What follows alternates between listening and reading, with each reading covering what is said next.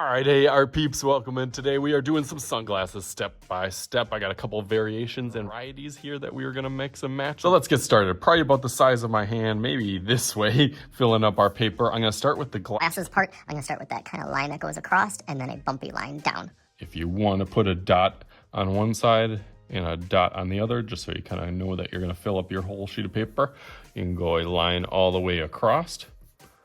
If you want to dip it down in the middle a little bit, you can do that. And then speaking of dip, it's going to have one that kind of goes this way and one this way. I'm going to start out lightly as I always do, just to make sure I got that middle part, and then I'll scoop down, down. Bump out. Bumps out a little bit. I can do that a little bit darker.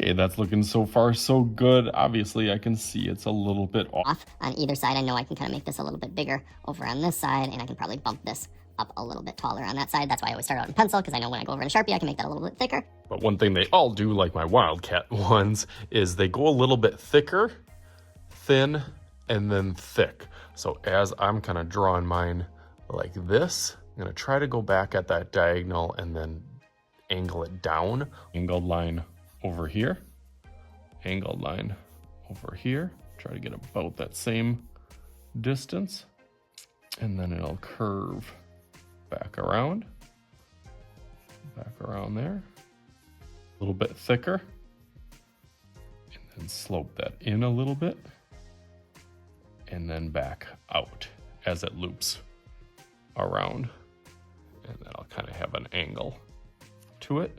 That one looks good. Try to match the other one.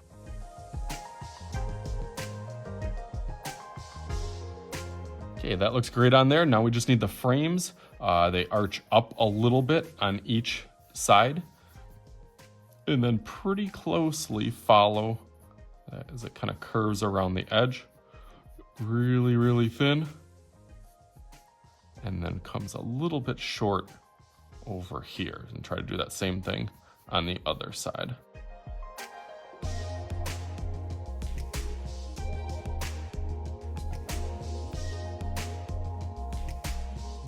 Some of them have a little bit of curve in the middle. Some are different styles or different patterns. You do whatever color pattern or design that you want. Over this in Sharpie and think about what I'm gonna do for my final one. Let's go through that real quick.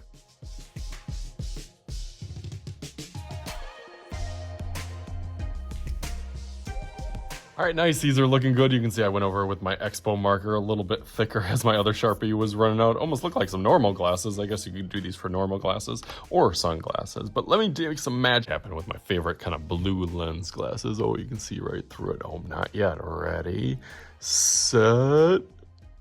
All right, ready.